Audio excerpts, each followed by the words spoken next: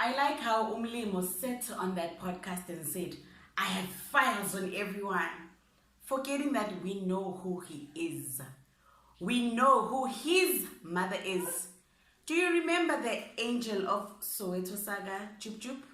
Your mother is literally the only woman to scam Bill Gates, Mandela, and Oprah Winfrey at the same time. Ayikale, ziyakhala ke manje.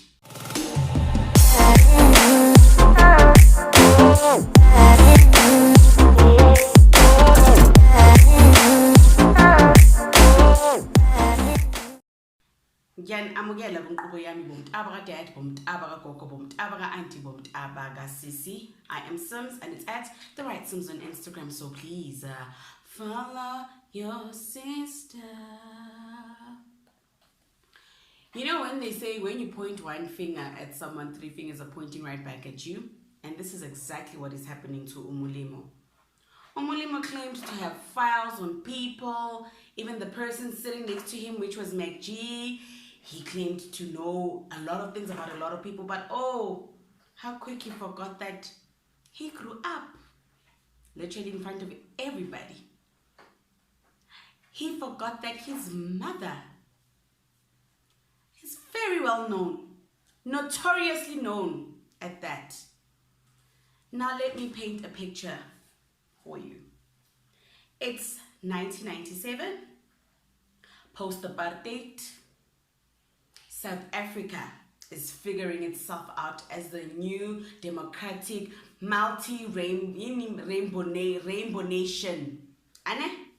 Soweto is literally the hustle and bustle of South Africa post-apartheid, because people are building themselves up, picking themselves back up after apartheid and the 1994 elections.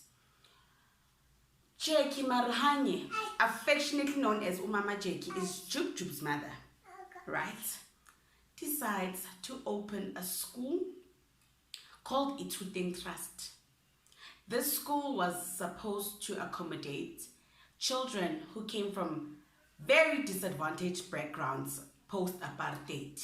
Children who lost their family, their parents due to the struggle, orphans, children who are faced with gangsterism, just children who have faced and overcome hard times, right?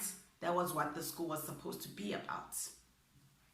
Mama Jackie sought to seek donations for her school to be funded. And guess who some of the donators were? Bill Clinton, former president of the United States, our late president, Nelson Mandela, even the great and amazing Oprah Winfrey wrote $1 million check for the school to see the light of day. The school came up, so if you're a student at the university or were a student of UJ Soweto campus, you would know there's an accommodation next to Power Park. You know, the famous Power Park. There's a student accommodation right there, close to it. That was where the school was, a Ithuteng Trust. Then stories started coming out from the school. Stories of the kids not being well taken care of. Stories of abuse. The craziest things were happening at that school. Ne? Then the famous carte blanche, if you know. The famous carte blanche. You know that it's like the dead degree of Mnet. That show started doing investigations. And it was found out that some of the kids had gone to America to plead and talk about their stories. Well, these kids now came back and said they were coerced by Umama Jackie to. These stories were lied, to say they had faced hardships and struggles. These stories were not true.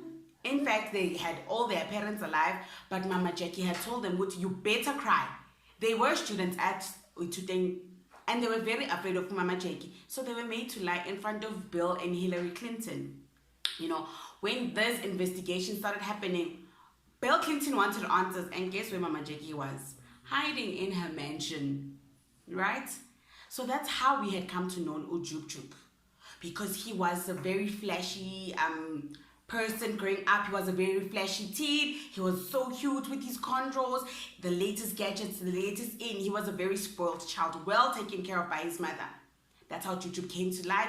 That's how he came to the be known go media. You know, he was very liked, likable, he was on point. He was proper with Jub growing up. But his mother was very questionable, and then things just kept getting worse. You remember after what Jub did to those kids? Let's we forget that Jub was convicted for taking the lives of 4 children, right? That was in 2010. Then in 2015, his mother, Mama Jackie, was convicted to 4 years and an 8,000 rand fine for an alleged kidnapping. She was also known for trafficking and selling kids to people that wanted kids, allegedly. You know, there were always stories about Mama Jackie and selling kids. Eventually her school had to shut down, you know.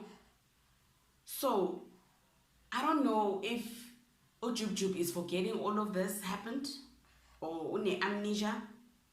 Because if I was Jub, I'd be very afraid to come out in public and be as entitled as he is, as pompous as he is, forgetting that he literally grew up in front of the camera. South Africa has mega files on him. Mega files on him. Now more victims are coming up. More victims are coming up. Even Masichaba Ndovu says Jub, she was a victim of Jub when she was a teenager, and she was a virgin when it happened. Jub's own cousin has alleged that she was also a victim of Jub, and Jub is the cousin.